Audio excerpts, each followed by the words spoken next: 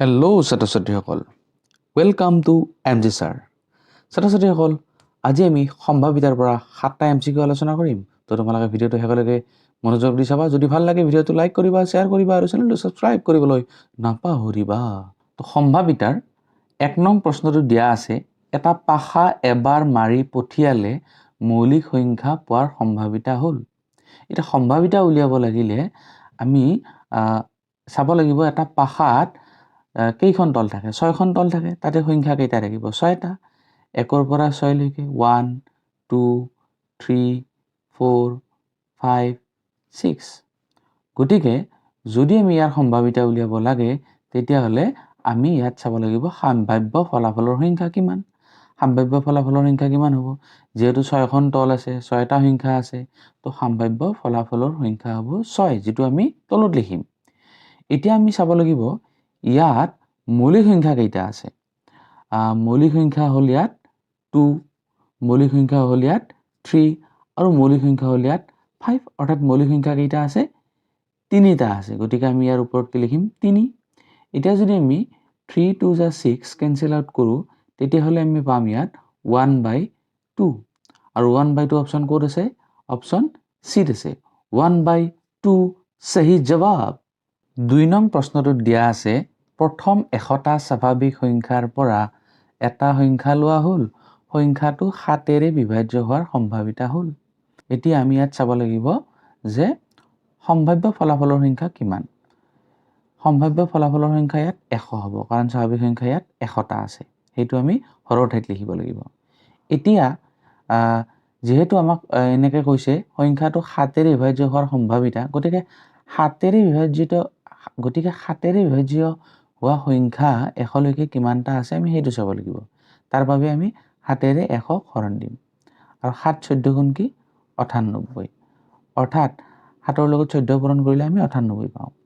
ইয়াৰ পিছত যদি আমি 7ৰ লগত 15 পূৰণ দিওঁ আমি কি পাম? 105 পাম, যিটো নেকি 100তকৈ কি হ'ব? ডাঙৰ হ'ব। গতিকে 7ৰে বিভাজ্য হোৱা সংখ্যা 1ৰ পৰা 100 লৈকে কেইটা আছে? 14টা আছে। সেইকাৰণে ওপৰত অৰ্থাৎ লবৰ ঠাইত আমি 14 লিখিব লাগিব। এতিয়া 14 আৰু 100ক আমি লঘিষ্ঠ আকাৰলৈ নিম। 2ৰে 14ক যাব, 2 7 গুণ 14, 2 50 গুণ 100। ইয়াৰ পিছত যেহেতু আমি দুয়োটাৰে সাধাৰণ উৎপাদক 1 পালোঁ, ইয়াক আমি লঘিষ্ঠ আকাৰলৈ নিব নোৱাৰিম আৰু গতিকে ইয়াত থাকিব 7/50। তো অপশ্যন কি হ'ব? A, 7/50। 3 নং প্ৰশ্নটোত দিয়া আছে, তলৰ কোনটো এটা ঘটনাৰ সম্ভাৱিতা হ'ব পাৰে? আচ্ছা, এটা ঘটনাৰ সম্ভাৱিতা হ'বলৈ আমি পাইছিলোঁ এটা ঘটনাৰ সম্ভাৱিতা যদি হ'ব লাগে ই 0তকৈ ডাঙৰ হ'ব লাগিব, নাইবা 0ৰ সমান হ'ব লাগিব, নাইবা 1তকৈ সৰু হ'ব লাগিব, নাইবা 1ৰ সমান হ'ব লাগিব। এতিয়া এই অপশ্যনবোৰৰ ভিতৰত আমি যদি চাওঁ অপশ্যন এটো শুদ্ধ হ'ব, 2/3। এটা কাৰণতে এইটো শুদ্ধ হ'ব কাৰণ 2/3টো এটা প্ৰকৃত ভগ্নাংশ।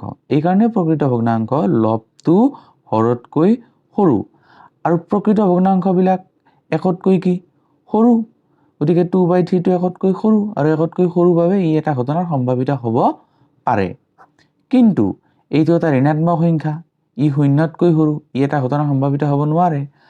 1.001 1তকৈ ডাঙৰ, গতিকে ই এটা ঘটনাৰ সম্ভাৱিতা হ'ব নোৱাৰে। 3/2 এটা অপ্ৰকৃত ভগ্নাংশ আৰু অপ্ৰকৃত ভগ্নাংশও এটা ঘটনাৰ সম্ভাৱিতা হ'ব নোৱাৰে। এই কাৰণে নোৱাৰে কাৰণ অপ্ৰকৃত ভগ্নাংশ এটা 1তকৈ ডাঙৰ। এটা ঘটনা ইৰ সম্ভাৱিতা প্লাছ ঘটনা ই নহয়ৰ সম্ভাৱিতা হ'ব। আমি আগতেই পাই আহিছোঁ PE plus P not E, ইয়াৰ সমষ্টি কি হ'ব? 1।